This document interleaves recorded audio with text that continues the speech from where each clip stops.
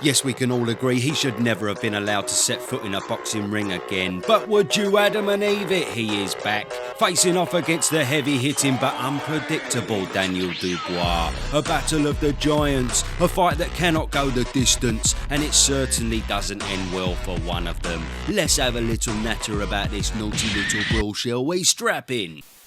Yeah, so I made a video on old Juice Springsteen the other day, and as I was doing my research, it really was quite incredible the lengths this man went to get an edge on his opponents. The EPO, the steroids, the DMAA, bloody hell, he had more stuff in him than fucking boots. Anywho, yeah, somehow he's got a third chance, and here he is up against his toughest test yet, the young Daniel Dubois. So what can we expect, eh? Well, let's dissect this little ditty. So Danny Boy comes off the somewhat controversial loss to Alexander Usyk. The debate still lingers. Was it low? Was it not? Well, there's no clear-cut answer. It's all opinions at this point. But regardless, outside of the moment that Usyk was down, he was pretty much hammered for 9 rounds. So yes, of course, it's no disgrace to get beat by Usyk, but prior to this was the strange performance against Lorena. Credit where credit is due, he actually showed a lot of heart in this fight, what with a leg injury. It was messy, but he got the job done. And shortly before this was a solid Trevor Bryan destruction. So fair to say, a bit up and down for old Dubois, and then there's the big baby. Well, after the ban, he made his return bigger than ever, a whopping 341 pounds against the low-level Bracamonte, where he looked seriously sluggish, straining himself to a UD win. A knockout followed against journeyman Cardenas, but then it was the battle of the drug cheats. Never mind day of reckoning, this was day of peddling against Lucas Brown. And again, although looking sluggish, he managed to overpower Big Brownie, finishing him off in the 6th. And now here we are. So both men have had a wayward couple of years, but they were fortunate enough to get the call from the double turkey. And it really is a must win for both. Daniel needs a victory to get himself back around the title mix, and Miller needs a win to prove to the fans he's still a good fighter whilst clean. Plus he really wants that AJ smoke at some point, and a loss will completely squash them hopes. So what's in store on fight night? Well, the bookies give Dubois the slight edge, though many have labelled this a 50-50 fight. Neither man has any standout wins on their record, and both men have some obvious flaws. But you know, I just think, in my pointless opinion, it's considered a 50-50 fight purely because of Big Baby's record, because of what he is on paper, and the fighter that he was prior to the AJ fallout. And it has to be said, God knows what he was on back then. Maybe he was clean and only juiced for AJ. We'll never know the full truth. But on the basis that testing was very lackluster a few years ago, especially on undercards where he generally fought, and the fact that he was caught juicing way back in 2014 when he was kickboxing, it's hard to believe that he weren't on the naughty stuff during his good run of form. Which would mean the fighter we saw around 2018 is not the fighter we see today. I think, Miller back in the day, when he was caught doing what he was doing, his work rate was phenomenal, and he was active, and he was walking you down, and he was like a little bit of lateral movement. I think the Miller back then would have been a handful. And let's be honest, we really are seeing a shell of that fighter, because bloody hell he was slow against Bracamonte. I could have grown a fucking beard whilst waiting for his punch to land. And yes, he does take a punch well, but letting someone at Bracamonte's level easily land all these punches, being unable to defend from them as well, which by the by is probably because he can't lift his arms past his very large titties. But yeah, fighting at this pace and still being unable to defend yourself surely does not bode well at a higher level. Now let's compare that to his fight against Dinu back in 2018, just before he failed all the tests. For one, he's about 1.5 stones lighter here. He's still big, but he's not built like a bloody beach ball like he is now. But most importantly, you can see the pressure. Miles more speed, all in all a force to be reckoned with. This is the fighter that gives Daniel Dubois hell.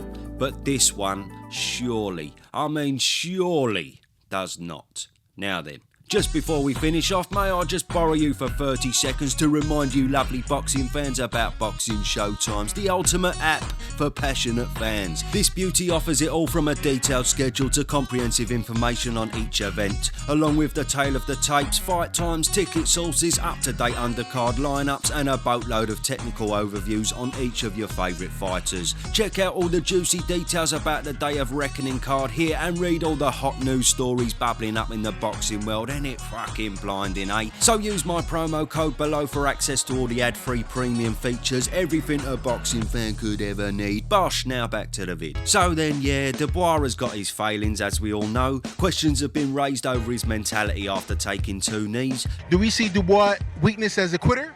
There's been some moments where, as a fighter, you may look at that as, if you was his opponent, you would look at that as a weakness. There's been some moments. It's certain things you just don't do as a fighter, man. You got to go on your shield, you get dropped, you get a broken jaw, you get up, you keep fighting. Dubois doesn't have that in him. So we'll have to wait and see how he deals with any adversity going forward.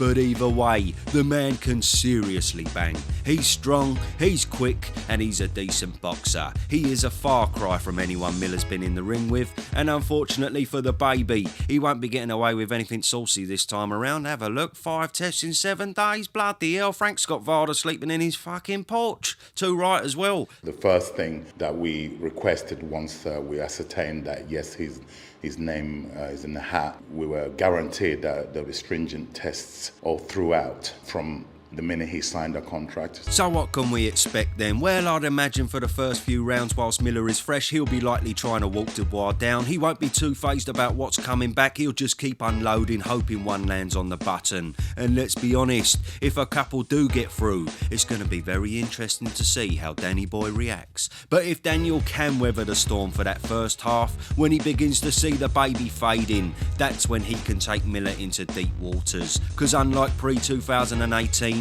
the baby gets seriously tired in the back end of fights now. All heavyweights struggle for 12 rounds, don't get me wrong, but he almost needed oxygen after 6 rounds with Lucas Brown. He looks shattered against Bracamonte, so there is an obvious loss in endurance. And we can't forget that endurance was the biggest benefit from all the banned substances he failed on. It would seem that the even heavier human Jarrel Miller simply is lacking that ability now. So as long as Dubois has his own fitness in a good place, he may have a bundle of opportunities to get the job done mid to late in the fight. Though to be honest, I just feel like he'll have a bundle of opportunities anyway, since Miller is so much slower these days and his defence is absolutely pants. If Bracamonte can regularly hit you clean, Daniel Dubois can do some serious damage. So yes, as I said, either way it doesn't end well here, and if Dubois were to lose, it really doesn't end well for him, because the rebuild back to big fights is a lot to ask for. I can't see Frank promoting him as forcefully and giving him any more of these great opportunities